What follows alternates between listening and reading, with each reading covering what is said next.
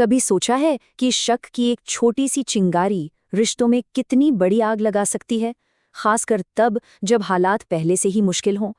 तो आज हम रामपुर गांव की एक ऐसी ही कहानी को समझने की कोशिश करेंगे जिसका नाम है बारिश में मेहमान।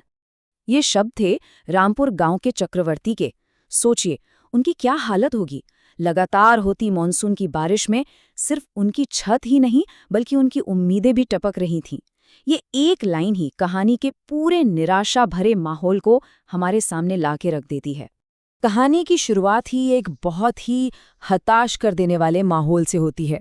बारिश है कि रुकने का नाम ही नहीं ले रही। खेत पानी में डूब चुके हैं, घर बर्बाद हो रहे हैं और इन सब के बीच चक्रवर्ती और उनकी पत्नी शांभवी का हौसला भी टूट रहा है। उनका घर वो सिर्फ एक घर नहीं था, वो तो मानो उनकी अपनी बेबसी का एक जीता जागता सबूत बन गया था। छत से पानी टपक रहा है, दीवारें गलकर गिर रही हैं और जो थोड़ा बहुत अनाज है वो भी नमी से खराब हो रहा है। मतलब हर तरफ सिर्फ निराशा ही निराशा। और ठीक उसी वक्त जब उनकी सारी उम्मीदें दम तोड़ रही थीं, घर के बाहर एक बैलगाड़ी आकर रुकती है। कौन था उसमें? उसमें थे शांभवी के भाई सुब्बा रायडू और उनकी पत्नी पार्वती, जो इस भयंकर तूफान से बचने के लिए पनाह लेने आए थे। अब मेहमानों के आते ही घर में एक अजीब सा तनाव खुलने लगता है। देखिए, शहर से आई पार्वती को गुड़ वाले गर्म दूध की आदत थी और यहाँ शांभवी के पास देने को मुश्किल से कांजी थी। ये सिर्फ आदतों का टकराव नहीं था, ये शहरी और देहाती जिंदगी की हकीकत के बीच की एक गहरी खाई थी, जो इस मुश्किल घड़ी में और भी साफ नजर आ रही थी। और इस पहले से ही तनाव भरे माहौल में आग में घी डालने का काम करती है पड़ोसन लछवा। उसकी कही एक बात शक का वो बीज बो देती है जो पूरे घर को अपनी चपेट में लेने वाला था। लछवा ने क्या कहा? उसने शांभवी के कान में जहर घोल दिया कि सुब्बा रायडू पर शहर में बहुत कर्ज है और वो लेनदारों से भागकर यहाँ छिपा है। उसने शांभवी को चेतावनी दी कि अपनी कीमती चीजें छिपा लो, क्योंकि ऐसे वक्त में रिश्तेदार ही डाकू बन जाते हैं। और बस यही एक सवाल शांभवी के दिलो दिमाग पर छा गया। घर की उस मायूसी और बेबसी में ये शक एक जहर की तरह फैलने लगा और उसे अपने भाई पर ही संदेह होने लगा। पहले तो पड़ोसन की बातें उसके दिमाग में गूंजती रहीं, फिर उसका डर हकीकत में बदलता हुआ महसूस हुआ जब उसने सुब्बा रायडू को पुराने भंडार घर की दीवारों को घूरते हुए देखा। उसे लगा जरूर ये कुछ चुराने की फिराक में है और इसी डर के मारे उसने चुपके से अपनी छोटी सी जमा पूंजी, एक पोटली और एक पुरानी चेन छिपा दी। अब ये डर और गलतफहमी इस हद तक बढ़ चुकी थी कि चक्रवर्ती ने फैसला किया कि वो सीधे सीधे अपने मेहमान का सामना करेगा। सोचिए, चक्रवर्ती ने सीधे सुब्बा रायडू पर इल्जाम लगा दिया। ये वो पल था जब सालों पुराना रिश्ता टूटने की कगार पर आ पहुंचा था। एक तरफ बेबसी थी तो दूसरी तरफ शक का जहर।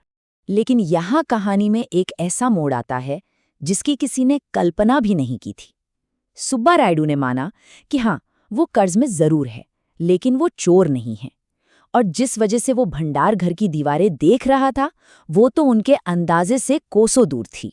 फिर उसने एक बहुत पुराना राज खोला, एक ऐसा राज जो उसके पिता ने उसे बताया था कि उनके दादाजी भविष्य में आने वाली किसी बड़ी मुसीबत के लिए इसी घर की दीवारों में एक खजाना छुपा कर गए थे।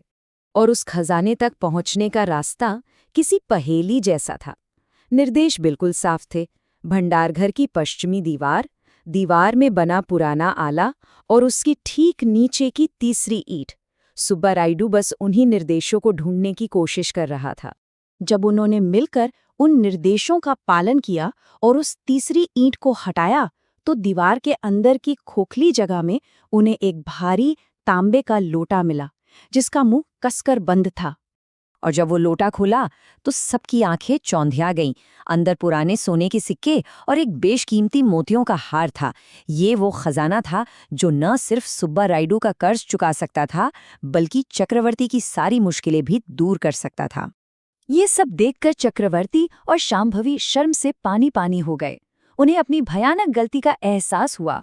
एक तरफ राहत थी तो दूसरी तरफ अपने ही रिश्तेदार पर शक करने का गहरा पछतावा। उन्होंने हाथ जोड़कर माफी मांगी। वो समझ चुके थे कि कैसे उन्होंने एक बाहरी इंसान की बातों में आकर अपने ही परिवार के सदस्य के बारे में इतना गलत सोच लिया। विश्वास की जो डोर उन्होंने तोड़ी थी, अब उसे जोड़ने की बारी थी।